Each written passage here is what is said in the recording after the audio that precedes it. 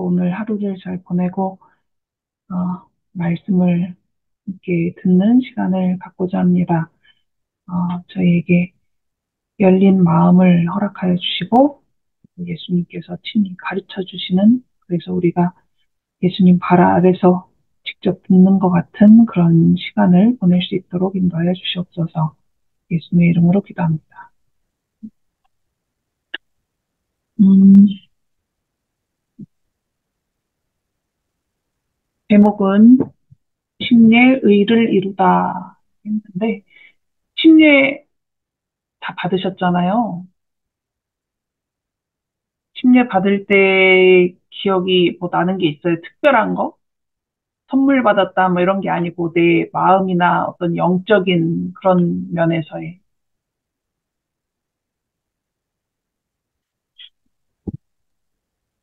임신 여기 중이어가지고 임신 중이어서 우리 아이가 2번 침례를 받았잖아요.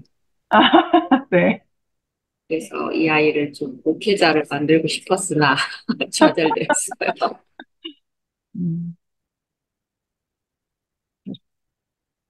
어, 제가 어렸을 때는 생일날 뭐 이렇게 시골이었으니까 뭐 친구들끼리 파티하고 이런 거 하나도 없었거든요. 그냥 집에서 미역국 끓여주면은 생일에 그 특별함이 이제 다 되는 거죠. 선물 이런 것도 없었고. 근데 친례받으니까 교회 언니들이 선물을 주더라고요. 엄마도 성경책 선물 주시고 부모님도. 어, 그랬지 뭐 특별하게 이렇게 영적으로 아니면 마음이 새로워지고 이런 거는 사실 잘 몰랐거든요. 초등학교 6학년 때였는데 예수님의 침례는 어떻게 다른지 한번 보도록 하죠. 마태복음 3장 13절부터 보면은 이때 예수께서 갈릴리로부터 요단강에 이르러 요한에게 침례를 받으려 하시니 요한이 말려 이르되 내가 당신에게서 침례를 받아야 할 터인데 당신이 내게로 오시나이까. 예수께서 대답하여 이르시되 이제 허락하라. 우리가 이와 같이 하여 모든 의를 이루는 것이 합당하니라 하시니 이에 요한이 허락하는지라. 예수께서 침례를 받으시고 곧 물에서 올라오실 때 하늘이 열리고 하느님의 성령이 비둘기같이 내려 자기 위에 임하심을 보시더니 하늘로부터 소리가 있어 말씀하시되 이는 내 사랑하는 아들이요 내 기뻐하는 자라 하시니라. 수도 없이 많이 읽고 들었던 그런 말씀입니다. 어, 지난주하고 같은 영역이겠죠? 시간적으로 봤을 때. 어, 근데 침례를 그 요한이 베푸는 장면이 이제 짧게 묘사가 돼 있는데 그 회개하는 자, 죄사함을 얻게 하는 침례 뭐 이런 이제 표현을 하잖아요. 근데 예수님은 죄가 없는 분이셨는데 침례를 받으셨던 거죠.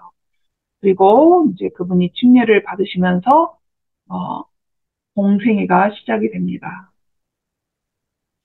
예수님은 뭐 12살에 예루살렘에 갔던 기록이 있고 그다음에 그 부모가 명절 때마다 갔다 이런 표현이 있는 거 보면은 명절 때는 종종 예루살렘에 갔겠지만 주로 생활하셨던 곳은 나사렛이잖아요. 그리고 요한은 이 유대 지방에 살고 있었고 그다음에 그 부모님을 떠나서도 유대 광야나 그다음에 공적인 활동도 요단강 주변이니까 이 동그라미 안쪽에서 주로 활동을 했을 거예요. 그래서 예수님이 살던 곳, 그 다음에 침례 요한이 있던 곳을 한번 지도로 표시를 해봤습니다. 뭐, 세상 어디든 지도로 보면 무한정 가깝지만, 예, 이 지도가 눈에 보이는 것보다 훨씬 더 먼 거리일 수 있죠. 당시에는 더군다나 교통수단이 발달하지 않았으니까요. 예수님이 침례를 받으신 때가 AD 27년인데, 이거는 지난주에 말씀을 드렸습니다. 다니엘서 9장에 나온 70일의 예언이 이제 그 70일에, 즉 490년이 유대 백성에게 특별히 주어졌던 기간이고, 그 70일의 중 마지막 한 일의 시작점에서 예수님이 등장을 하십니다. 공생애로 등장을 하시는 거죠. 어린아이로 태어나는 게 아니라.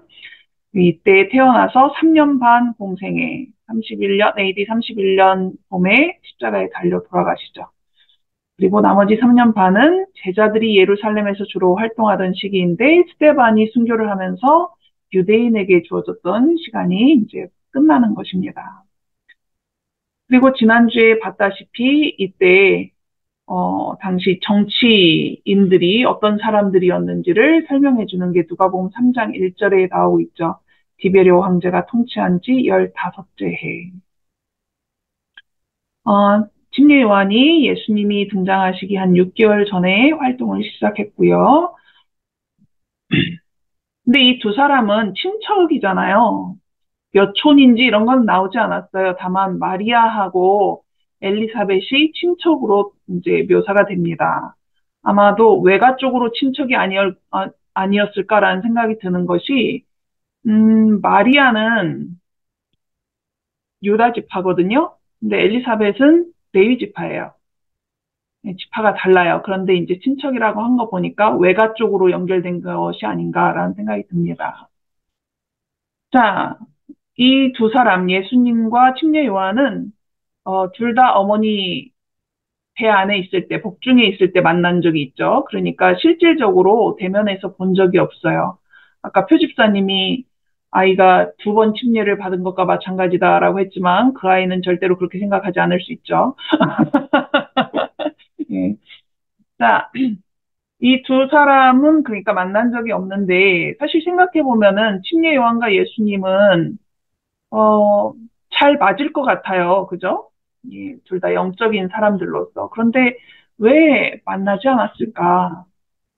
잘 맞는 사람들이었을 텐데 왜 만나지 않고 그렇게 살았을까? 30년을. 너무 멀어서. 하지만 예수님이 명절 때 예루살렘 갈 때 그래도 만나볼 수도 있고 그런데 만나질 않았어요. 챙길 필요가 없어요. 챙길 필요가 없어요. 너무 서로가 잘 영적으로 살아서. 해야 될 일이 달라서. 해야 될 일이 달라서. 그 부분에 대해서 이제 시대의 소망은 이렇게 얘기를 하더라고요. 긴밀한 관계를 갖고 있는 사람들로서 태어났지만 대면한 적이 없는 이유가 하나님이 그렇게 하셨대요. 왜냐하면 이 두 사람이 이제 등장할 때 아주 그 중요한 만남을 갖고 침례를 받으면서 등장하는 거잖아요. 그런데 미리 둘이 만나서 이런 계획을 세워가지고 그렇게 하기로 했다라는 어떤 이제 여지가 생기지 않도록 예, 공모했다는 혐의를 받을 여지가 없게 하기 위해서 하나님이 만나지 못하도록 그래서 각각 다른 곳에서 거의 운둔하다시피 예수님은 저 산골 나사렛에서 요한은 유대 광야에서 영적인 준비를 할 수 있도록 하신 것이다라고 합니다.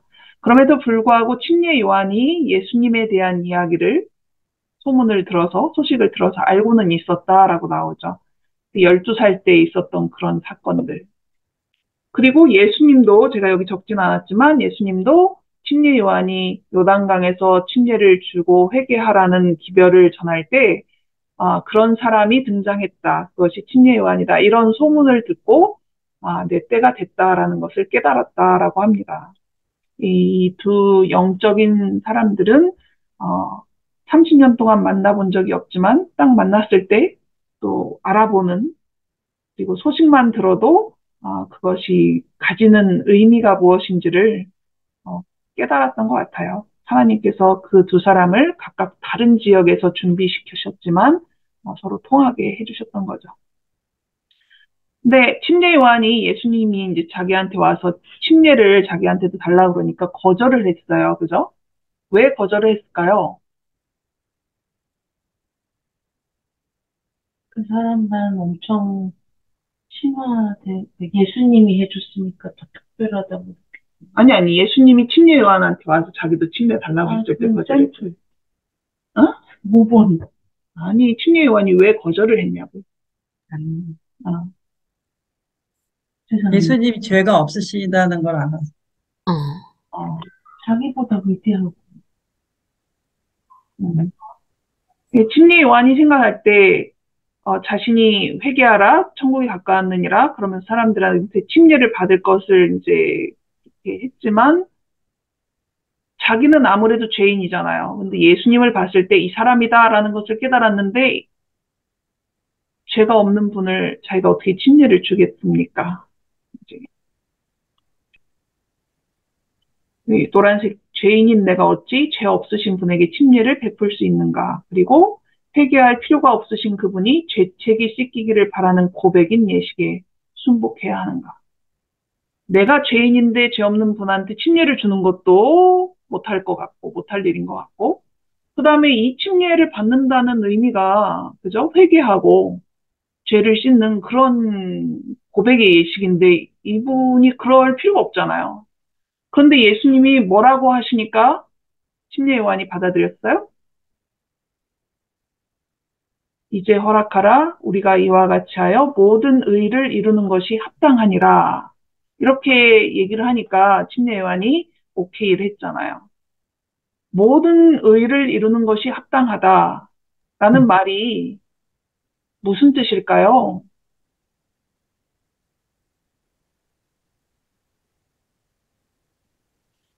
이 말을 하니까 침례 요한이 받아들였단 말이죠. 그러면은 그 의미가 무엇인지를 생각을 해봐야 됩니다. 예수님은 왜 침례를 받으셨습니까? 좀 아까 콩이 얘기했나 그거를? 모본. 모본을 보이기 위해서 침례를 받았다. 예수님이 우리에게 모본을 보이시는 것이 모든 의를 이루는 것이라는 뜻일까요? 세상 죄를 지고 가는 하나님의 어린 양. 세상 죄를 지고 가는 하나님의 어린 양. 자, 그래서 이 모든 의를 이룬다라는 것의 의미를 조금 더 살펴보도록 하겠습니다. 예수님이 침례를 받으신 이유는 이렇게 해서 모든 의를 이뤄야 된다라고 했기 때문에 이제 침례요한이 받아들이고 침례를 받으신 건데, 첫 번째, 그분은 죄가 없으시지만 우리의 죄를 짊어지는 분이기 때문에 우리 죄를 짊어지신 분으로서의 침례를 받으신 거죠.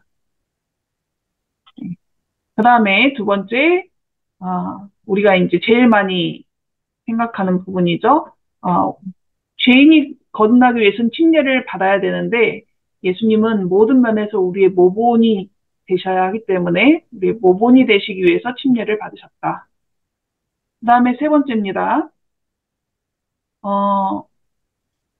새로운 삶을 시작하는 계기가 되는 거잖아요. 침례는. 예수님한테도 그 전까지는 나사렛에서 자기 부모님 가까이 살면서 개인적인 어떤 일을 하면서 살았다면 이 침례를 기점으로 해서 예수님은 더 이상 개인적인 삶을 살지 않으시고 공적인 삶으로 들어가셨잖아요. 그래서 공생애를 시작하는 결정적인 어떤 분기점이 된 것입니다. 그리고 침례라는 것 자체가 예수님의 고난과 죽으심과 부활을 의미하는 것이 있는데 예수님은 그렇게 되실 분인 거잖아요. AD 27년 가을에 자신이 앞으로 그렇게 돼야 된다는 것을 이제 아시고 그 예식을 통해서 자신의 죽음과 장사 부활의 그 의미를 이제 침례 예식을 통해서 체험을 하셨다라고도 볼 수 있는 거죠. 자, 정리를 하자면 예수님이 모든 의를 이룬다라는 표현을 쓰셨는데 그 의는 죄인을 구원하는 의라고 볼 수가 있습니다. 근데 그 죄인을 구원하기 위해서는 예수님이 돌아가셔야 되고 장사되시고 그다음에 부활하셔야 되는 거잖아요. 근데 침례가 그거를 가리키는 그거를 의미하잖아요. 죽고 장사되고 부활되는 그것을 예수님이 나를 위해 그렇게 하셨다. 뭐 지금으로 치자면 그렇게 하셨다라는 것을 내가 침례를 받으면서 받아들인다라는 표를 이제 하는 것이 이 침례 예식인 거죠. 그래서 예수님은 그 침례 예식을 자신이 침례를 직접 받으심으로 그 의를 이루는 것의 모든 표를 그 의미를 드러내신 것이다라고 볼 수 있어요. 그리고 요한도 100%는 아니었다 할지라도 어느 정도 그것을 이해하고 받아들였기 때문에 예수님께 침례를 뭐라고 해야 돼 이거는 시침 목사가 된 거죠. 네. 그리고 예수님이 침례를 받고 올라오고 나서는 이제 어떤 소리가 나잖아요. 어떤 소리가 났습니까? 성령의 네, 소리. 아, 성령의 소리는 아닙니다. 비둘기 같이 뭐 내리는 하나님의 목소리. 네, 사랑하는 성경은 소리. 비둘기 같은 모양으로 나타났고, 하늘에서는 어떤 소리가 났어요? 내 사랑하는 아들이여 기뻐하는 사람인가? 예. 근데 그게 모두에게 그 음성으로 들린 게 아니라, 그, 쾅쾅으로 들렸어요? 이게 손이 막, 천둥 번개, 천둥 소리 비슷하게, 아, 그래요? 물소리 비슷하게 났다 그러잖아. 아, 그렇군요. 잘 모르겠는데. 예. 근데 성경은 되게 간단하게 표현을 했기 때문에, 침례를 받고 딱 나오셨을 때 소리가 난 것 같지만, 그 사이에 뭔가가 있습니다. 예수님은 침례를 받고 물에서 나오면서 바로 뭔가를 하셨어요. 무엇을 하셨을까요?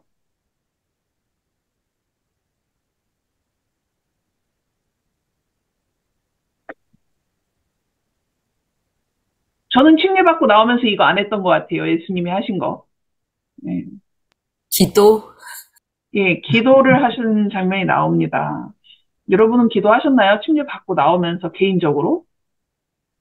네네. 아, 내내 했어요? 아, 제 옆에 있는 분은 내내 하셨는데 저는 전혀 기억이 없어요. 왜냐면 나는 중2인가 그때 받았는데, 초등학교 3학년인가 4학년부터 계속 주려고 그러는 걸 나는 이유가 있어서 미뤘기 때문에 그러니까 침례의 의미를 너무 많이 넣어가지고 오히려 미루는 경우라서 네. 그런 분도 있고, 저같이 아무런 생각도 없이 받은 사람도 있고. 자, 물에서 나오신 예수님은 곧 강 언덕에 엎드려 기도하셨다.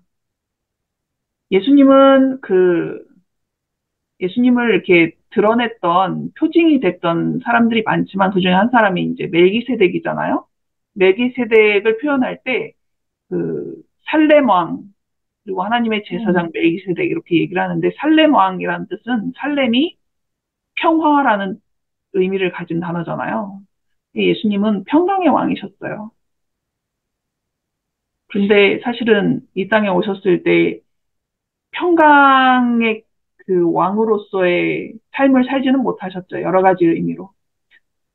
백성들이 원했던 나라를 건설하지도 않으셨고, 전혀 백성들이 이해하던 아니면 지도자들이 가르치던 그런 율법이 아닌 하나님이 가르쳐 주시는 본래 의미의 율법을 가르쳤을 때 또 백성들이 받아들이지도 못했고, 오히려 거부하고, 기적을 베풀면은 바알세불의 뭐 힘을 힘입었다, 뭐 이런 식의 얘기도 듣고. 예수님은, 이 땅에 계시면서 그 누구에게도 온전한 이해를 받지 못하셨죠. 그래서, 그분은 항상 제자들과 있었던 것 같고, 뭐, 어머니의 사랑도 받았겠지만, 특히 공생애 동안에는 온전히 홀로 행하셨다라는 표현이 여기 나왔는데, 이제 아무에게도 온전히 이해받지 못하는 사람에게서는 그런 상황이었던 거죠. 여기 중간에 보면은 죄가 사람의 마음을 악하게 한 것과 사람이 당신의 사명을 이해하고 구원의 선물을 받아들이기가 얼마나 어려운지를 잘 이해하고 계셨죠. 그래서 자신이 해야 될 모든 공생애 동안 해야 될 그런 것들을 위해서 인간으로서 그 일을 이룰 수 없고 온전히 아버지께서 주시는 지혜와 능력이 필요했기 때문에 예수님이 침례를 받으시고 바로 간절하게 기도하시는 이제 모습을 보이셨던 겁니다. 그리고 자신이 그렇게 기도한 것에 대한 증거를 달라고 간구를 했대요. 아버지가 들으셨다는, 응답해 주신다는 증거를 간구한 거죠. 그때 하나님께서 이제 말씀을 해주신 겁니다. 그 기도의 응답으로 곧 물에서 올라오실 때 하늘이 갈라짐과 성령이 비둘기같이 자기에게 내려오심을 보시더니, 이거는 이제 성령이고요. 하늘로부터 소리가 나기를, 아버지 하나님이죠. 너는 내 사랑하는 아들이라 내가 너를 기뻐한다. 그래서 여기 삼위 하나님이 한꺼번에 등장하는 장면입니다. 그죠? 사복음서에서. 아들 하나님이신 예수님이 침례를 받고 나오셨고, 성령이 비둘기 같은 형체로 등장하셨고, 그다음에 아버지 하나님은 소리로 등장을 하십니다. 아, 이것을 누가 알아보았을까요? 이 예수님과 침례 요한. 이 이상을 이렇게 놀라운 광경이 펼쳐졌는데 알아본 사람은 거의 없었다라고 얘기했어요. 침례 요한과 당연히 예수님을 제외하면은. 그럼에도 불구하고 그 뭔가 엄숙하고 이 신의 임재가 느껴지는 그런 것들을 느끼게는 해주셨던 것 같아요. 그 자리에 있던 사람들에게. 그래서 예수님에게서 빛이 나고 사람들이 예수님을 주목하게 되고. 음. 아, 예전에 어떤 분이 자기도 침례를 받으면 이런 소리가 들릴 줄 알았는데 안 들렸다고 그러더라고요. 음. 근데 저는 그런 생각도 안 했던 것 같아요. 하늘에서 소리가 들릴 거다 뭐 이런 생각도 없이 그냥 6학년은 침례 받는 학년이라고 생각을 해서 학교에서 받으라고 하니까 그냥 착하게 받았죠. 아무 의미도 없이. 감동도 별로 없고 선물 받는 것만 좋아서 받은 것 같아요. 네. 자, 너는 내 사랑하는 아들이라 내가 너를 기뻐하노라 하시니라. 음. 아까 민이 말했던 뭔가 이렇게 천둥이 친 것 같다, 뭐 이런 장면은 제가 이 예수님이 침례 받을 때 장면에서는 잘 모르겠고요. 나중에 예수님이 그 십자가 달리시기 며칠 전에 성전에 계실 때 헬라 사람들이 찾아온 적이 있거든요. 그 헬라 사람들을 만나고 난 다음에 이제 예수님이 제자들하고 함께 있을 때 하늘에서 소리가 난 적이 있습니다. 그때는 이제 주변에 있던 사람들이 천둥 소리다 뭐 이런 식으로 해석을 하기도 했어요. 그런데 이 부분에서는 그 내용을 저는 아직 잘 못 찾았네요. 천둥 소리로 사람들이 들었는지는. 근데 침례요한이 이 모습을 보고 감동을 받았어요. 침례요한은 구체적으로 어떤 장면에서 감동을 받았을까요?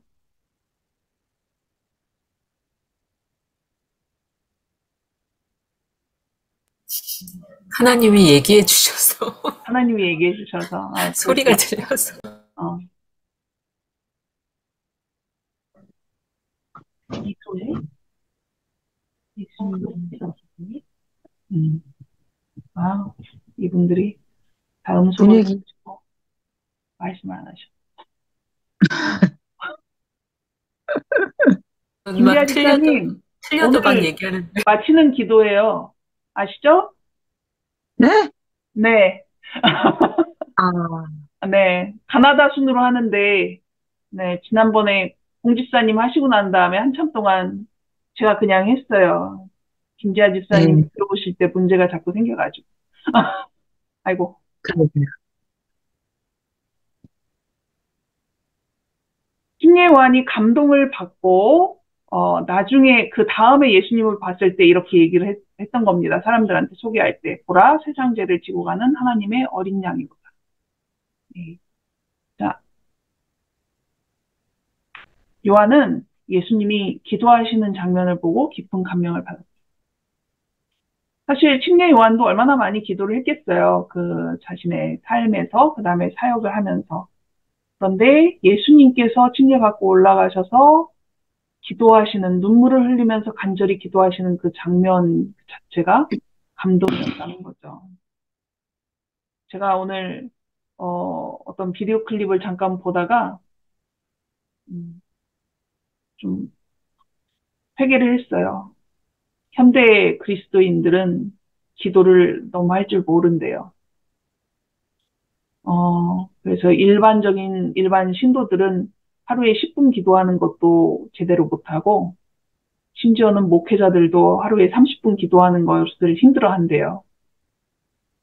생각해보니 저도 그런 것 같아서 많이 찔렸는데, 기도하는 모습만 보고도 심리의 요한이 감명을 받았습니다. 그리고 그 심리의 요한이 하나님께서 말씀하시는 그것을 이제 알아듣고, 어, 비록 자기가 침례를 주기 전에도 이분은 죄가 없는 분이다, 이런 것을 깨달았지만, 자신이, 어, 침례를 베풀고 나서 기도하고 하늘에서 소리가 나고 이런 것들을 봤을 때, 아, 이분이 바로 그분이다라는 그 확신이 훨씬 더 커졌던 것 같아요. 분명해졌던 것 같아요. 그래서 그 다음번에 침례 요한이 예수님을 소개하면서 물론 그에게도 성령이 임했다라고 나와 있지만 이제 보라 세상 죄를 지고 간 하나님의 어린 양이로다라고 외칠 수 있게 되었던 거죠. 근데 지난주에도 나왔던 표현하고 비슷한 게 또 나와요. 음, 그 말을 한 요한조차도 하나님의 어린 양이라는 이 말의 뜻을 깨닫지 못했다. 이 침례 요한 자체도 유다 나라를 회복시킬, 그죠? 영광의 왕, 다윗의 영광이 다시 재현되기를 이제 기대하고 있었던 거니까. 하나님의 어린 양이라면 어린 양으로서 인류의 죄를 짊어지고 대신 죽어야 되는 그러한 운명인데 거기까지는 깊이 깨닫지 못한 상황이었던 거죠. 근데 감사한 것은 하나님이 예수님한테 하셨던 그 말씀이 우리에게도 하시는 말씀이다라는 부분인 것 같습니다. 아, 요단강에서 예수님에게 이는 내 사랑하는 아들이요 내 기뻐하는 자라고 하신 말씀은 인류에게 향하여 하신 말씀도 되는 것이다. 하나님께서는 우리의 대표자로서의 예수님에게 말씀하신 것이다. 우리의 이 모든 죄와 연약함에도 불구하고 우리는 무가치한 자로서 버림을 받지는 않는다. 그분은 사랑하시는 자 안에서 우리를 받으셨다. 그리스도께 임한 그 영광은 우리에 대한 하나님의 사랑의 보증이다. 그것은 기도의 능력, 곧 사람의 음성이 하나님의 귀에 상달되고 우리의 간구가 하늘 공정에서 간합된다는 사실을 말해준다. 죄를 통하여 이 지구는 하늘과 분리되고 하늘과의 교통이 끊어졌다. 그러나 예수께서 이것을 다시 영광의 세계와 연결시키셨다. 그분의 사랑은 사람을 둘러쌌으며 가장 높은 하늘에까지 미쳤다. 하늘의 열린 문에서 쏟아져 나와 구주의 머리에 비친 그 빛은 우리가 시험을 저항하기 위해 도움을 간구할 때에 우리에게도 임할 것이다. 예수님에게 말씀하신 그 음성은 또한 모든 믿는 자에게 이는 내 사랑하는 아들이요 내 기뻐하는 자라고 말씀하신다. 아까 예수님이 침례를 받으신 이유 중에 하나가 그분은 죄가 없으시지만 모든 인류의 죄를 그분이 짊어지셨기 때문에 예, 제사함을 얻게 하는 침례를 받으신 것이다. 이런 말씀을 드렸는데요. 그 예수님께서 어, 자기가 이 인류를 다 껴안아 주신 거죠. 예수님 안에 있는 모든 자들에게는 하나님께서 예수님께 하시는 말씀이 곧 나에게 하는 말씀이 되는 거죠. 가치를 따진다면 우리는 무가치한 자나 마찬가지죠. 이미 죽음이 선고된 그런 운명을 가지고 사는 사람들이지만 예수님이 우리를 다 안고 가시고 우리의 죄를 다 짊어지셨기 때문에 우리가 그것을 받아들인다면 하나님은 우리를 향해서도 이는 내 사랑하는 아들이요, 내 사랑하는 딸이요, 내 기뻐하는 자다라고 말씀을 하시는 거죠. 이렇게 말을 하면은 되게 좀 뭐랄까 문어체라서 감동이 별로 없을지 모르는데 난 네가 좋다.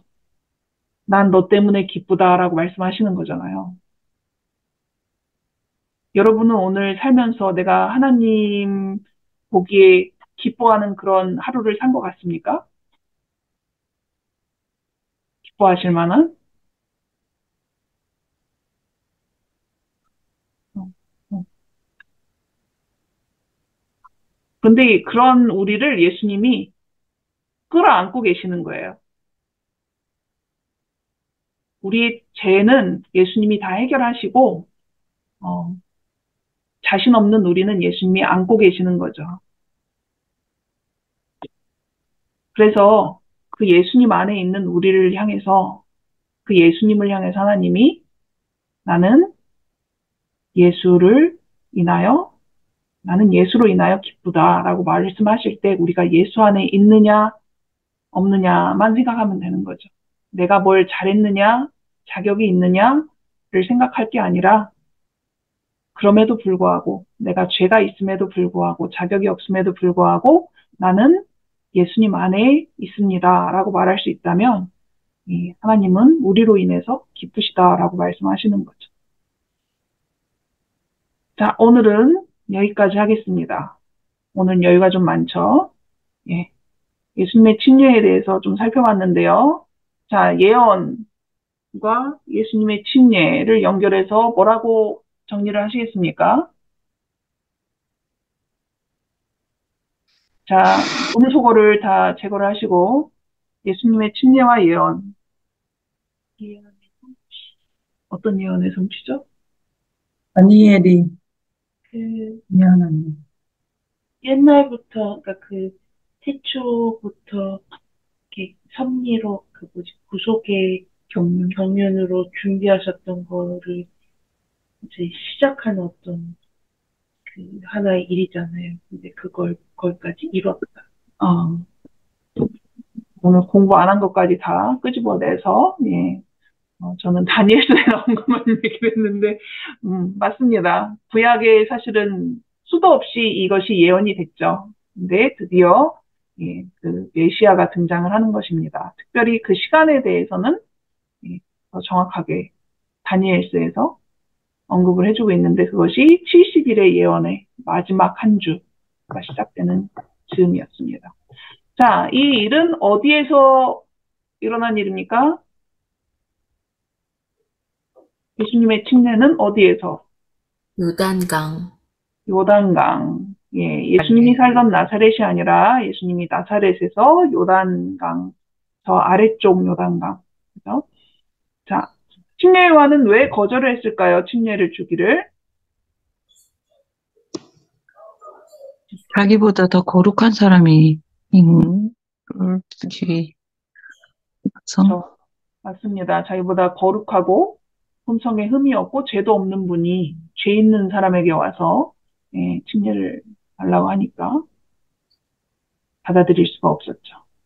자, 모든 의, 뭐가 기억이 나시나요? 완벽하지 않아도 기억나는 것만 우리를 하시면 원하는 의. 우리를 구원하는 의. 또, 모범, 예? 모본. 모본을 그다음에 보이. 죽음과 부활, 그러니까 사망과 부활. 죽음과 장사됨과 부활.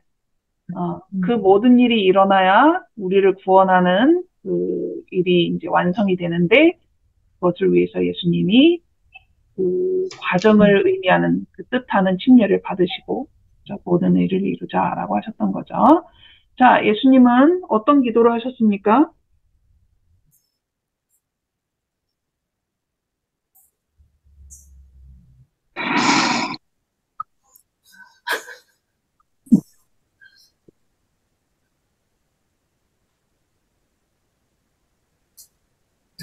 어머, 음소거는 한 번밖에 없는데 이렇게 조용할까? 갑자기 입이 막혀요. 그래요? 그냥 이 일을 잘 감당하게 해달라고 막 찍어요. 맞습니다. 네. 뭐 저는 간절한 기도 이런 것도 나올 줄 알았는데 그런 말씀은 없으시고 다들 어려운 것만 대답하고 싶어 하시는데 기억이 안 나시는데요? 간절하니까 맞아. 그죠? 이 공생에 그죠? 인류를 구원하는 이 일을 예수님이 감당할 수 있는 능력이 필요하셨죠. 한 인간으로 오셨으니까. 그래서 그것을 감당할 수 있는 능력을 구하는 기도를 간절하게 하셨죠. 그러면서 기도를 들으셨다는 증거를 달라고 간구를 하셨어요. 그래서 어떤 일이 일어났습니까? 하늘에서 음성이 들리고 성령이 임하시고 성령이 비둘기가 있어요. 예, 삼위일체. 맞아요. 소리가 나고 예, 성령이 비둘기 같이 내려오시고. 자, 마지막입니다. 어린 양. 뭐가 생각나십니까? 어린 양을 보니까. 세상 죄를 지고 가는 하나님의 어린 양. 예, 이걸 누가 왜 얘기를 했을까요? 침례 요한이 예수님을 보고 메시아 임무. 침례 요한이 예수님의 기도하시는 장면과 이제 응답받는 그런 모습들을 보면서 사실은 자신도 충분히 이해하지 못했지만 성령의 감동하심을 받아서 하나님의 어린 양이다라고 이제 사람들에게 소개하게 되는 장면이 나왔습니다. 네, 오늘은 기도를 길게 하셔도 될 것 같습니다, 김지아 집사님. 갑자기 기도를 하러 하시니 중간, 끝부분은 잘 집중이 안 되는 것 같더라고요.